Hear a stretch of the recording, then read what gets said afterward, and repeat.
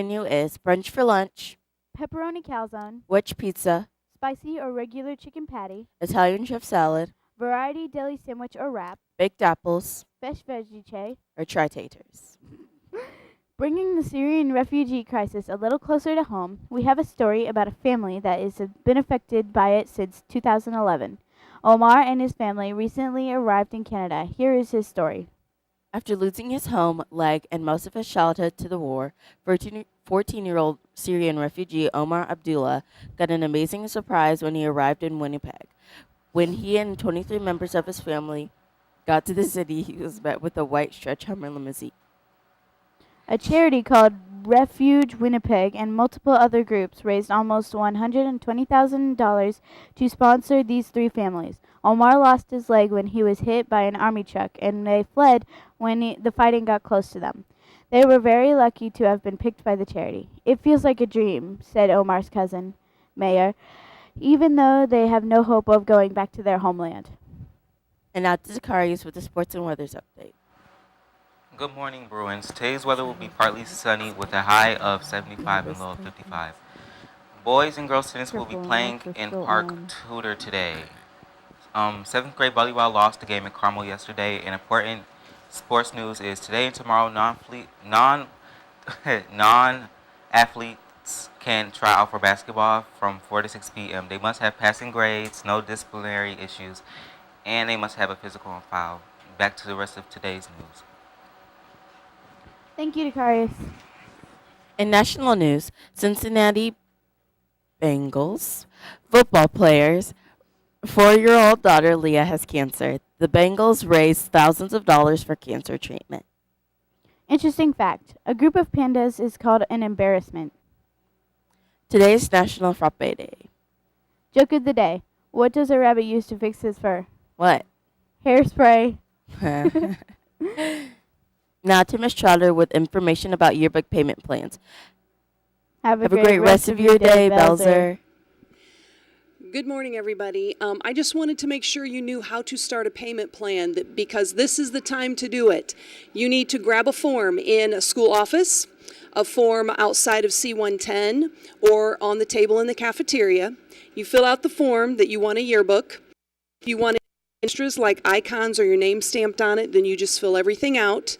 Then you need to bring at least $5 in to my room, C110, and with the form, and you can start a payment plan. And then as you go through the year, every couple, 2-3 weeks, you can make another $5 payment or a $10 payment or $15 or whatever it is that you have available to make payments on your yearbook. And by the time the end of the year comes and the book is here, you should have had it paid off and it won't be a problem. So get your yearbook form, get started, and get your orders in. You will not want to miss out on our yearbook. It does have videos and all kinds of things attached to it that you will want to have at your disposal at the end of the year. So grab that form today. Miss Neal, you are up. Thank you, Mrs. Trotter. Hello, everyone. This is the first time I'm with you this year. Mr. Landers has been with you, and he has had many, many lessons with you regarding bullying. And we are now talking about anti-bullying because what we want to do is make sure that everyone in our building feels safe and feels like they can come to school and learn without the fear of being bullied. So today, teachers, if you could pull up on your Promethean board the information regarding the review for bullying. What we're going to do today is talk about the characteristics, types, and examples of bullying. And students, what you are going to do, and this is coming from Mr. Harsha, is take a quiz. It is a 10-question quiz that will open tomorrow during college prep and must be completed by the end of the day on Friday. So what we're going to do briefly, teachers, is I will begin the review and then you can finish it with students. So I'm going to hit a few of the high points.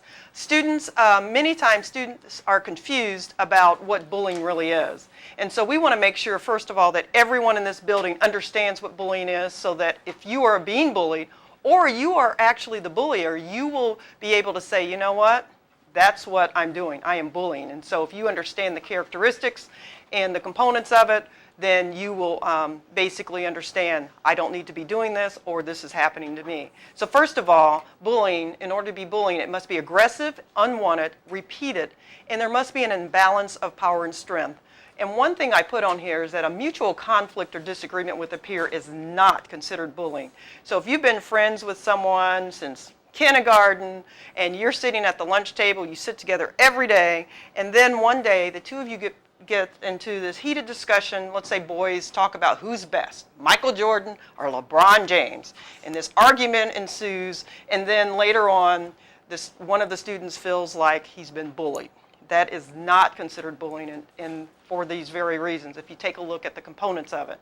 And so if you continue down the list, teachers, with the students, you will see that there are types of bullying.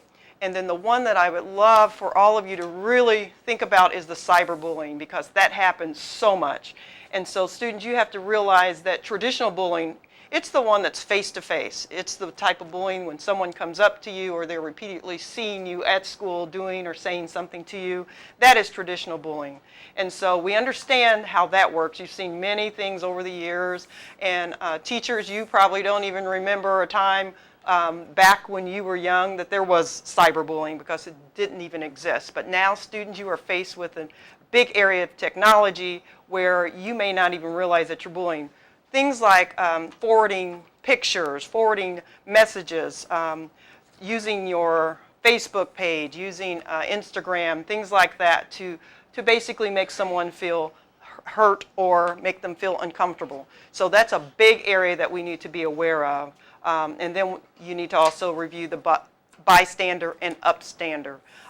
Basically, bottom line, students, as I close, you need to make sure you are treating others as you need to be treated, as you want to be treated. So if something doesn't feel right to you and you wouldn't want it to happen to you, then don't do it to anyone else. So teachers, if you can take the time, the rest of the college prep time, to go over these things. Remember, students, the quiz will open tomorrow during college prep. You'll have all day Thursday, all day Friday to take it, and it is required by every student to take this, and Mr. Harsha will keep track of this, and we'll make sure that everyone takes it. So students, please consider all of these things as you take a look at the bullying information, and have a great day.